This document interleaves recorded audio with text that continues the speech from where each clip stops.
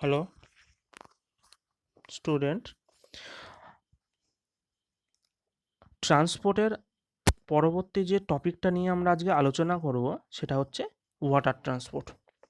এই water transport সম্পর্কে যদি আমরা একটু আলোচনা করি, সেটা আমরা দেখতে পাবো এইটা হচ্ছে খুব সহজেই এবং খুব আহ, ভিড় এড়িয়ে, খুব কম ভিড় এড়িয়ে বা যেটাকে আমরা বলি ট্রাফিক এড়িয়ে যদি আমরা এক জায়গা থেকে আরেক জায়গায় প্যাসেঞ্জার বা জিনিসপত্র আদান প্রদান করতে পারি, তার জন্য আমাদের ওয়াটার ট্রান্সপোর্টের গুরুত্ব অপরিসীম। ঠিক আছে, সহজেই আমরা এক জায়গা থেকে আরেক জায়গায় যেতে পারি। আমাদের ওয়াটার ট্রান্সপোর্ট বেসিক্যালি দুটো ধরনের হয়, একটা হচ্ছে ইনল্যান্ড ওয়াটার ট্রান্সপোর্ট আর একটা হচ্ছে ইন্টারন্যাশনাল, যেটা সি পোর্টগুলোর মধ্যে পড়ছে। দুটো ধরনের হয়। তো সে আমরা যদি ইনল্যান্ড ওয়াটার ট্রান্সপোর্ট ধরি, সেটা বেসিক্যালি দেশের মধ্যে বিভিন্ন জায়গার মধ্যে জিনিসপত্র আদান প্রদান করার জন্য, মানে আইটেমস আদান প্রদান করার জন্য ব্যবহার করা হয়। তার উপরে আমাদের 5খানা ন্যাশনাল ওয়াটারওয়ে রয়েছে। তারপরে আমাদের কিছু মেজর সি পোর্ট রয়েছে, যেটা ইন্টারন্যাশনালি কাজকর্মের জন্য রাখা রয়েছে। তো চলো আমরা আস্তে আস্তে করে এটাকে নিয়ে একটু আলোচনা করি। বলছে importance mode of transport for passenger and cargo traffic India. Cargo বলতে মালপত্র জিনিসপত্র আদান প্রদানের জন্য, এইটা হচ্ছে আমাদের ওয়াটার ট্রান্সপোর্টের ইম্পর্টেন্সই। বলছে cheapest means of transport suitable for carrying heavy bulky material. সহজে আমরা জলপথের মাধ্যমে ভারী ভারী কন্টেনারগুলোকে এক জায়গা থেকে আরেক জায়গায় আমরা আদান প্রদান করতে পারি। তো এর ওপর বেস করে আমাদের ট্রান্সপোর্ট বেসিক্যালি দুটো টাইপের করা হয়েছে। একটাকে বলা হচ্ছে ইনল্যান্ড ওয়াটারওয়ে। চলো আগে আমরা 1 নম্বরটা আলোচনা করি। বলছে এই ইংল্যান্ড ওয়াটারওয়ে, এটার মধ্যে মাত্র 1% আমাদের ভারতবর্ষের যে ট্রান্সপোর্টটা চালু করা হয়, তার অনলি 1% কন্ট্রিবিউট রয়েছে এর মধ্যে। বেসিক্যালি রিভার, ক্যানেল এবং ব্যাকওয়াটারের মাধ্যমে এই ট্রান্সপোর্ট সিস্টেমটা চালু করা রয়েছে। ঠিক আছে, এর জন্য যে অথরিটি, ইনল্যান্ড ওয়াটারওয়ে অথরিটি, সেটা সেট আপ করা হয়েছে 1986 সালে। এবং তার ওপর বেস করে আমাদের টোটাল 5খানা ন্যাশনাল ইনল্যান্ড ওয়াটারওয়েজ তৈরি করা হয়েছে। তো আমরা আলাদা ভিডিওতে এই 5টা ন্যাশনাল ওয়াটারওয়ে নিয়ে আলাদা আমরা আলোচনা করব। আপাতত আমাদের এই ওয়াটারওয়েগুলো কার সঙ্গে কানেক্ট করেছে একটুখানি পড়ে রাখি। 1 নম্বর যে ন্যাশনাল ওয়াটারওয়ে, সেটা হচ্ছে এলাহাবাদ টু হলদিয়ার মধ্যে কানেক্ট করেছে থ্রু গঙ্গা রিভার। এবং এই ন্যাশনাল ওয়াটারওয়ে 1টা 3টে পার্টে বিভক্ত। একটা হলদিয়া থেকে আমাদের শুরু করে আপাতত আমাদের ফারাক্কা পর্যন্ত একটা পার্ট। নেক্সট পার্ট হচ্ছে ফারাক্কা টু আমাদের পাটনা পর্যন্ত, আর একটা পার্ট হচ্ছে পাটনা টু এলাহাবাদ পর্যন্ত। এরকম 3টে পার্টে ভাগ করা হয়েছে। 2 নম্বর যে ওয়াটারওয়েটা, সেটা হচ্ছে সাদিয়া টু ধুবড়ি, ব্রহ্মপুত্র নদীর ওপরে। তো সাদিয়াটা সম্পর্কে যদি আমরা একটুখানি বলি, সেটা হচ্ছে সাদিয়াটা হচ্ছে আসামের যে পয়েন্টটায় ব্রহ্মপুত্র নদীতে আসামে এন্টার করছে, সেখানে রয়েছে সাদিয়া। আর ধুবড়িটা হচ্ছে আসামের যে পয়েন্ট থেকে ব্রহ্মপুত্র নদী বাংলাদেশে এন্টার করছে। এই দুটোর মধ্যে কানেক্ট করছে ন্যাশনাল ওয়াটারওয়ে 2। নেক্সট হচ্ছে আমাদের national waterway, that is waterway 3। এটা কোট্টাম টু কী বলে কোট্টাপুরাম থেকে কোল্লাম স্ট্রেচ। অ্যাকচুয়ালি এগুলো নদী, আমি যে আলোচনা করলাম যে সবসময় যে রিভার দিয়ে যাবে তা নয়, ক্যানেলস বা ব্যাকওয়াটার্স দিয়েও যেতে পারে। তো এগুলো স্ট্রেচের মধ্যে দিয়ে প্রবাহিত হচ্ছে। নেক্সট হচ্ছে waterway 4, stretch of Godavari and Krishna river along with Kannada. কাকিনাড়ার মধ্যে দিয়ে এটা প্রবাহিত হচ্ছে, অন্ধ্রপ্রদেশ এটা অ্যাকচুয়াল লোকেশন। আর ন্যাশনাল ওয়াটারওয়ে 5, এটা হচ্ছে উড়িষ্যা এবং ওয়েস্ট বেঙ্গলের মধ্যে কানেক্ট করছে through Brahmani, Brahmani river with Matai river মধ্যে কানেক্ট করছে এটা। এবং এটা উড়িষ্যা আর ওয়েস্ট বেঙ্গলের মধ্যে কানেক্ট করছে ফ্রম তালচের টু দামরা। এই দুটো জায়গার মধ্যে ন্যাশনাল ওয়াটারওয়ে 5 কমিউনিকেট করে। নেক্সট হচ্ছে যেটা 2 নম্বর আমাদের রুট, সেটা হচ্ছে ওশানিক রুট, যেটাকে আমরা অ্যাকচুয়ালি বলতে পারি সেটা হচ্ছে ইন্টারন্যাশনাল ওয়াটারওয়ে। ইন্টারন্যাশনাল ওয়াটারওয়ের মধ্যে এটা পড়ে যাচ্ছে। চল,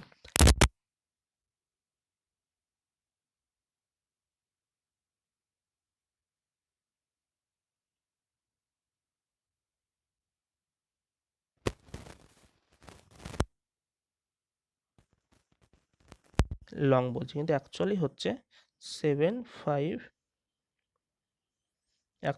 আমাদের হচ্ছে সেটা হচ্ছে 7516.46 কিলোমিটার। সেটাকে আমরা বলছি এই অ্যাপ্রক্সিমেট একটা রেট বলছি। আমাদের যে মেজর 13টা পোর্ট রয়েছে আর 185টা আদার্স সি পোর্ট রয়েছে। 95% of India's trade and volume of 70 by volume and 70% value moves through the oceanic route. এটা হচ্ছে কিন্তু মোস্ট ইম্পর্টেন্সি, এটা মাথায় রাখবে। তো যেটা আমাদের মেন ইম্পর্টেন্স কিছু সি পোর্ট রয়েছে সেটা আমরা একটা ম্যাপের মাধ্যমে দেখতে পাচ্ছি।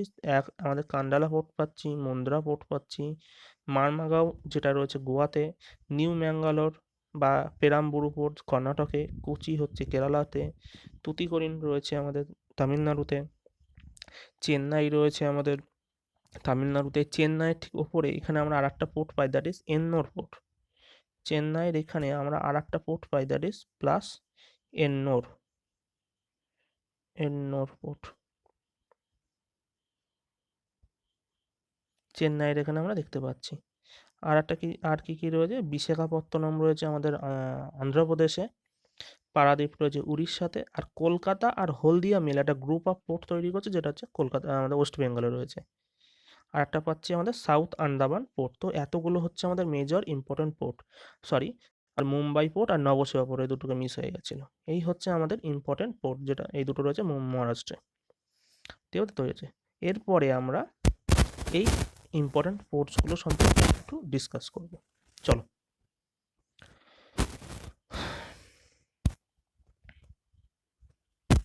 দেখো, ফার্স্ট হচ্ছে আমরা আলোচনা করছি কেরালাতে, situated on Willingdon islands, natural gateway of industrial and agricultural produce market of south west India.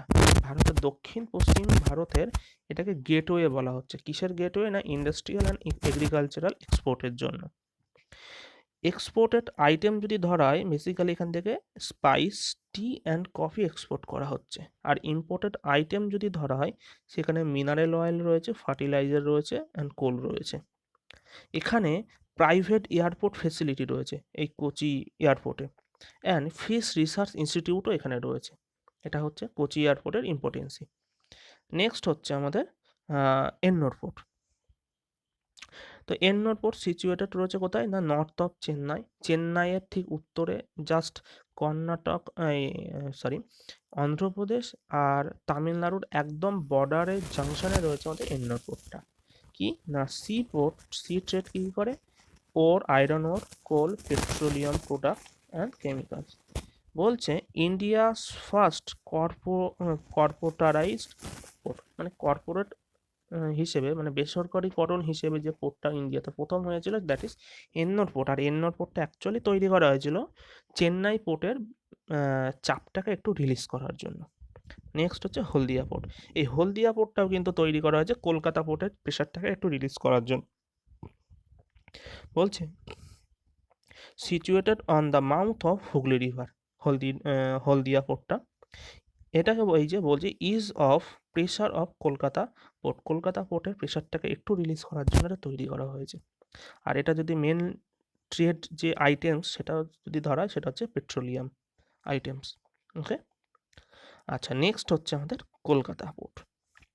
Kolkata পোর্টও West বেঙ্গলে রয়েছে। এটা only riverine major port in India. এটা খুব পরীক্ষায় দেয়, এটা স্টার মার্কস করে রাখতে হবে যে only riverine major port in India, সেটা হচ্ছে Kolkata port. Known for twin dock system. এটা কারণ কি না, মাঝখান থেকে হুগলি নদী চলে যাওয়ার জন্য এখানে দুটো ডকে বিভক্ত করা হয়েছে। তো একটা ডক বলছে ইস্ট ব্যাঙ্ক ডক, যেটা হচ্ছে কলকাতা ডক, আর একটা হচ্ছে ওয়েস্ট ব্যাঙ্ক ডক, যেটা হচ্ছে হলদিয়া ডক। তো এইখানে দুটো ডকে ভাগ করা হয়েছে। এক্সপোর্টেড আইটেম যদি আমরা দেখি সেটা আমরা দেখতে পাবো, এক্সপোর্টেড আইটেম যদি আমরা দেখতে পাবো জুট, কোল, পেপার, টি, লেদার, সুগার, মাইকা, আয়রন, স্টিল, এটা হচ্ছে এক্সপোর্টেড আইটেম। আর ইম্পোর্টেড আইটেমের মধ্যে এটা যদি থাকে mineral, fertiliser, chemical, cotton, engineering equipment, এগুলো হচ্ছে ইম্পোর্টেড আইটেমস। নেক্সট হচ্ছে আমাদের কান্ডালা পোর্ট গুজরাটে। তো গুজরাটের যে কান্দালা পোর্টটা রয়েছে, এটার ইম্পর্টেন্সটা যদি দেখি, এটাকে বলা হচ্ছে tidal port first, located in the gulf of Kutch. প্রথম সেজ 1965 সালে এখানে হয়। সেজ সম্পর্কে যেটা বলে রাখি, সেজ হচ্ছে স্পেশাল ইকোনমিক জোন। সেজ হচ্ছে স্পেশাল ইকোনমিক জোন। স্পেশাল লিখতে, স্পেশাল ইকোনমিক ইকোনমিক জোন, এটা হচ্ছে সেজের ফুল ফর্ম। সেজের full form. তো কি হয় না, যে এলাকাগুলোতে সেচ থাকে সেখানে কিন্তু এক্সপোর্ট ইম্পোর্ট যে ডিউটি, সেই এক্সপোর্ট ইম্পোর্ট ডিউটি এখানে নেওয়া হয় না, এখানে পুরোপুরি ছাড় থাকে। তো দেখো এই জন্য এখানে বলছি যে largest port volume cargo handle, যেহেতু এখানে ছাড়, এখান থেকে প্রচুর পরিমাণে জিনিসপত্র আদান প্রদান করা হয়, এখানে কোনো ট্যাক্স লাগে না সেজ হওয়ার জন্য। Custom duties are not levied here. And this port famous for important imports of petroleum product, mainly আমাদের যে সমস্ত সাউথ আরবিয়ান কান্ট্রি থেকে পেট্রোল আছে, তেল, আমরা পেট্রোলিয়াম অয়েল নিয়ে আছি, ক্রুড অয়েল নিয়ে আছি, সেটা মেনলি কান্ডালা পোর্ট দিয়ে আমাদের ইন্ডিয়াতে ঢোকে। কারণ এখানে কি রয়েছে না, কোনো ডিউটিস দিতে হয় না, এক্সপোর্ট ডিউটিস, কাস্টম ডিউটিস দিতে হয় না। নেক্সট হচ্ছে new Mangalore port. New Mangalore port কোথায় রয়েছে? কর্ণাটকে। India's third largest port and deep water port.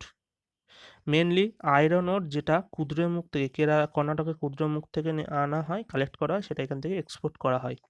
R only major port in Karnataka, কর্ণাটকের একমাত্র মেজর পোর্ট যেটা, সেটা হচ্ছে নিউ ম্যাঙ্গালোর পোর্ট। আর যদি আমরা এক্সপোর্টেড আইটেম ধরি, fish, fertilisers, cashew and coffee, এগুলো এক্সপোর্ট করা হয়। নেক্সট হচ্ছে আমাদের মারমাগাঁও পোর্ট। মারমাগাঁও পোর্ট কোথায় রয়েছে? গোয়াতে। Situated on the left bank of Zuari river, Zuari রিভারের বাঁ দিকের তীরে এই পোর্টটি তৈরি করা হয়েছে। এটা একটা natural sea port and is the leading iron export in India. ইন্ডিয়ার মধ্যে যদি সব থেকে বেশি আয়রন কোন পোর্ট থেকে যায় সেটা যদি জানতে চাই, that is Marmagao port. Exported আইটেমের মধ্যে অবভিয়াসলি আয়রন থাকবে, ক্যাশিউ থাকবে, ফিশ স্পাইস থাকবে, আর ইম্পোর্টের মধ্যে mineral oil, fertiliser, cement and glass wares. ঠিক আছে। নেক্সট হচ্ছে আমাদের মুম্বাই পোর্ট, মহারাষ্ট্র। বলছে largest natural port and harbour in India, situated in Salsette island. মুম্বাইটা অ্যাকচুয়ালি 7খানা দ্বীপ নিয়ে গ্রুপ অফ আইল্যান্ড তৈরি করে আছে মুম্বাই এটা। তো তারই মধ্যে একটা আইল্যান্ড, দ্যাট ইজ সালিসেট আইল্যান্ডস, সেটাতেই আমাদের মুম্বাই পোর্টটা রয়েছে। শিবাজি তার সময় এই মুম্বাই পোর্টকে তার নেভিদের জন্য ইউজ করতেন।